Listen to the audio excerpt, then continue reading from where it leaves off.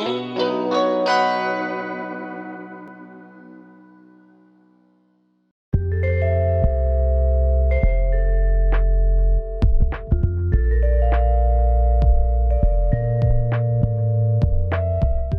everyone, this is Emily. I'm on the events team at the Ann Arbor District Library, and over the next 4 videos, I'm going to show you how to do a project that I call the Secret Pocketbook.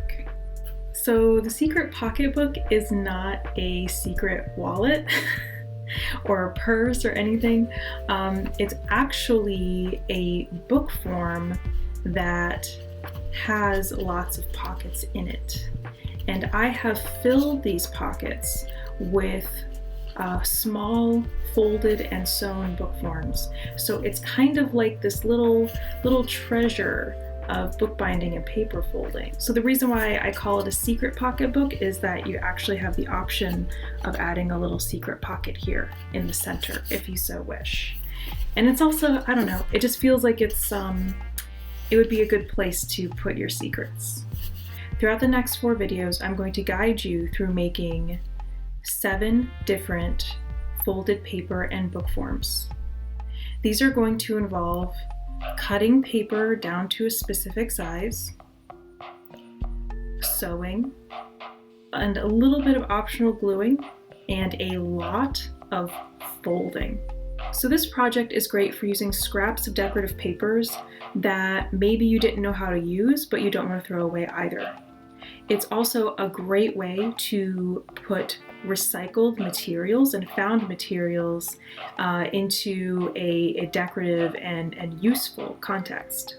All of the projects in this video series are sized to fit a 14-inch by 17-inch sheet of paper. So you can certainly use a larger sheet of paper if you want. I wouldn't recommend going a lot smaller, but just know that if you use a different size of paper, you'll have to do some math to size your individual projects up or down. And ultimately, the 14-inch by 17-inch sheet of paper is going to fold down into this concertina with pockets.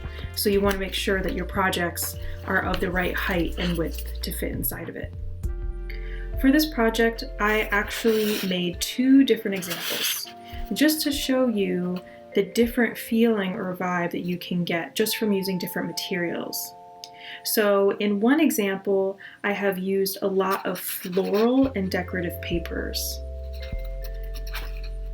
And so you can see a theme here when we look at all of the individual projects. They all have a floral or decorative theme. The other project, I had some old manila envelopes hanging around, as well as some old office supplies. And so I really wanted to recycle these things and showcase them. So I have made this one out of some old notebook pages, the old manila envelopes, as well as an old calendar.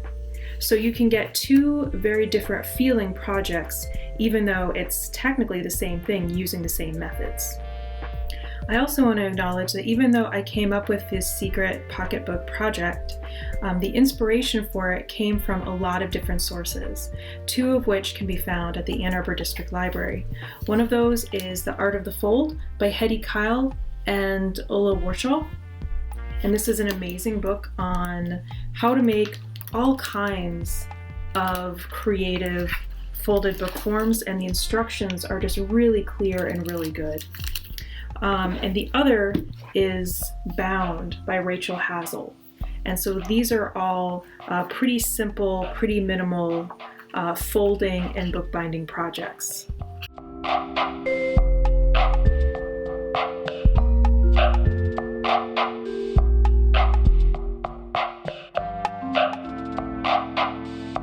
To make the pamphlet and accordion, you're going to need a surface to cut on, a ruler with a metal edge, a craft or utility knife. Optionally, you can also use a paper knife if you have it,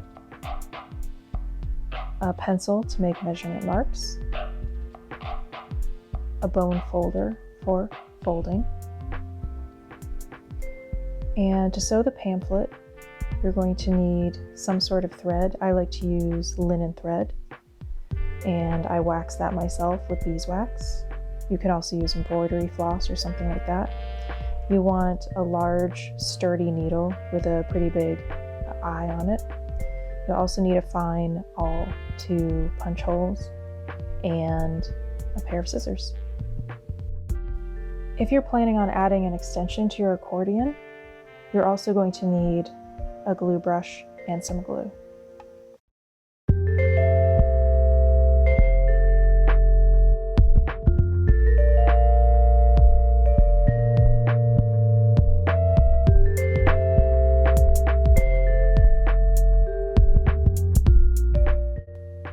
For this project, we're going to be cutting down a lot of sheets of paper to size, so I want to show you how I do it. First, I turn it onto its non-decorative side if it has one, and then with either my ruler or using my cutting mat as a guide, I make marks where I know I'm going to want to cut my paper. I usually make these marks with a mechanical pencil near the edges of the paper. I like using mechanical pencils because they leave a more accurate mark that can be erased away. This pencil here actually looks like a regular old wooden pencil, but it is a secret mechanical pencil. Once I've made my marks, then I grab my T-square and I use that, I brace it up against the edge of my table or my cutting mat, and I use it to make sure that I'm making nice straight lines along my paper so that the corner of my paper is in square, and then I draw a long pencil mark along it. Once I've made my marks on my paper, then I take my utility knife, you could also use a craft knife here, and I use my ruler with my metal edge, and I make cuts where I need to, using those pencil lines as a guide. And I cut towards myself, which probably isn't the safest thing in the world, so you're probably smarter than me and you will know to cut away from yourself, but that's how I do it. And that's really all there is to it.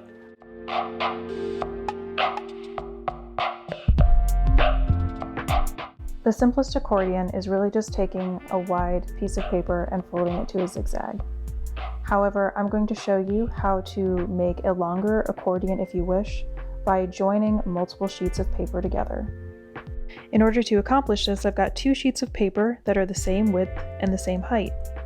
And what I need to do is make them a little uneven in width. So I'm just going to cut an inch or 2 off of the edge of one of them. By doing this, I'm going to create a flap that allows both of the pieces of paper to be attached together. Using my ruler as a guide, I fold the extra length of the one sheet of paper up into a flap. And then I just crease it down well with my bone folder.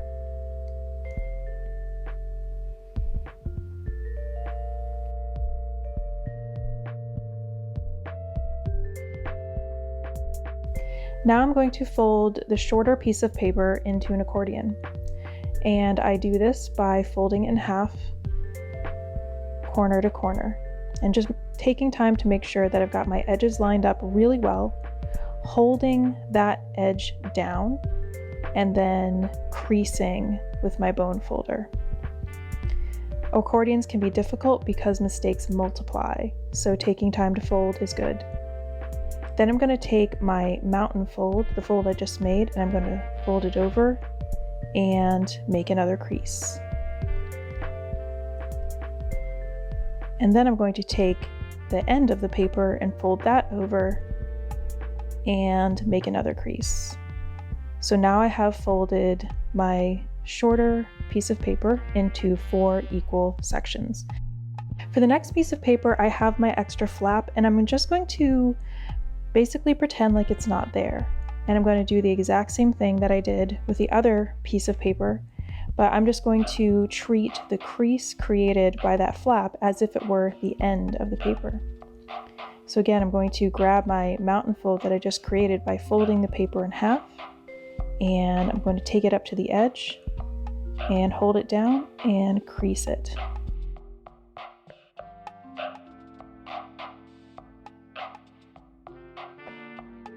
And then I'm going to take the end of my paper, not the true end, but that crease where the flap was made, and I'm going to line that up with the edge of the paper and fold that again. And then I'm going to take my glue brush and just apply a very light coat of glue to the flap itself. And then, using the crease as a guide, I'm just going to take the end of my shorter piece of paper and line it right up so it's right over the flap, and use my bone folder to crease it down. Now I'm actually going to have to invert where I glued my flap on and make it into a mountain fold instead of a valley fold. And then I just crease everything down well with my bone folder.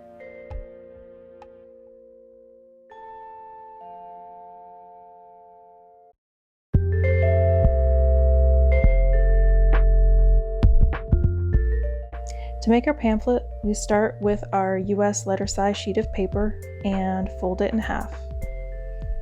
Again, just getting those corners lined up really well, and then grabbing my bone folder while I'm holding it down with the other hand and creasing.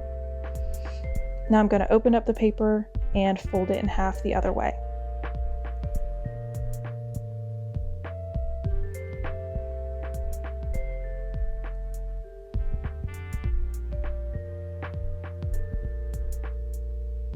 So now I have made my sheet into 4 rectangles, and I'm actually just using these fold lines as a guide to cut, because it's a lot more accurate than just measuring and marking and cutting.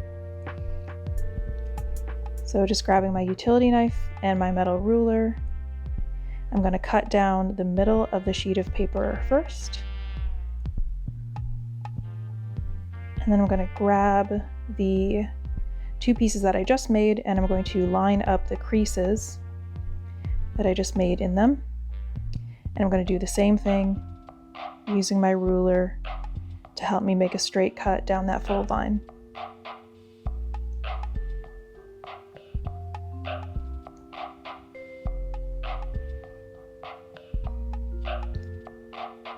If you have a paper knife, you can just use the paper knife as well, and just fold the paper over and cut at the crease line. So now that I've got my 4 little rectangular sheets of paper, I'm just going to fold each one of them in half.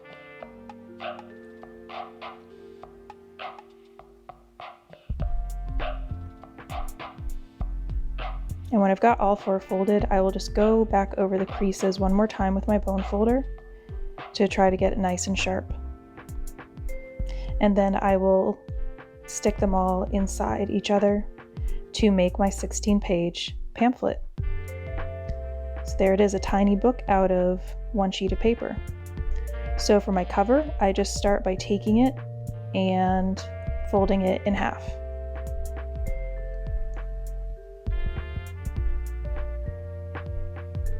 So when I stick my pages inside the cover, what you'll see is that it wraps around the pages, and there's a lot of the cover that is left overlapping.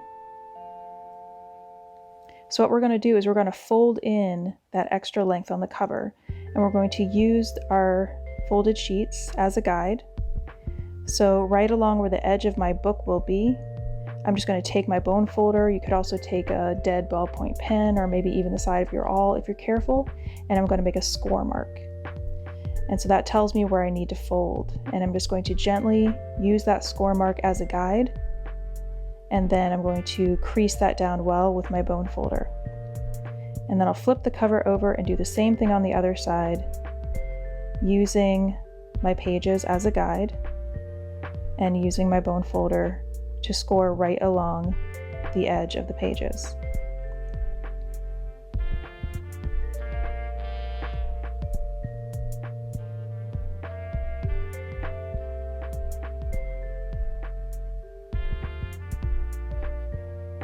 Once I've got both sides of my cover folded in, you'll see that they make a perfect little book. They match up perfectly with the edges of my paper. Now to punch holes. So I'm going to punch 3 holes right in the center crease or spine of this book. So one's going to be right in the middle, and the other 2 are going to be about a 1/2 inch from each edge. You could measure these out carefully if you wanted to. I just kind of like eyeballing it, but certainly if you want to take a ruler and make sure they're evenly spaced, that's fine. So I just take my awl and I just poke 3 small holes in the spine. I just want them to be big enough for the threaded needle to go through. I don't want them to be huge. And so you see, I've got my center hole, and then I've got my hole at the top and the bottom. And now we're ready to sew. So I take my linen thread, and that's a length of about 13 inches. And linen thread can be really stiff. And this is also really twisty because it just came off of the spool. So what I'm going to do to make it lie flat and smooth it out is I'm going to run it over my block of beeswax a couple of times, which really just helps it to straighten out and relax and makes it much easier to sew with. You can also get pre-waxed linen thread.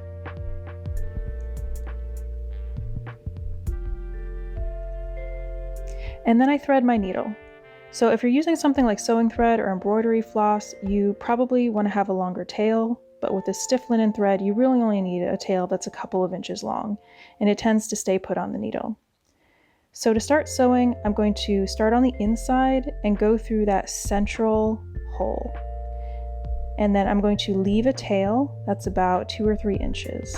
And then on the outside of the book, I'm going to go into the top hole. And this is just a friendly reminder that sewing and bookbinding can be kind of fiddly and require some patience. So don't worry if it takes a few tries to get it.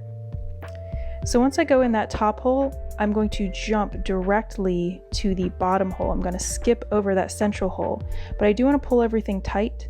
Notice that I almost pulled my tail out. You don't want to do that. Now I'm going to go through that bottom hole, and I'm back on the outside of the book. And so then I'm going to go back through the central hole that I first came out of. And again, it can be a little fiddly. All right, so now I have my 2 tails of thread, and I'm just going to pull on them pretty firmly, parallel to the spine of the book. And that just makes sure that everything is nice and tight. And then I'm going to tie them just in a regular overhand knot. Once I have my thread tied, I can just clip it with scissors to about a 1/4 inch tail. And there it is. The 3-hole pamphlet is one of the easiest ways to make a book. You can also tie a bow on the outside of your pamphlet by doing the opposite of what I just did and starting your thread on the outside rather than the inside.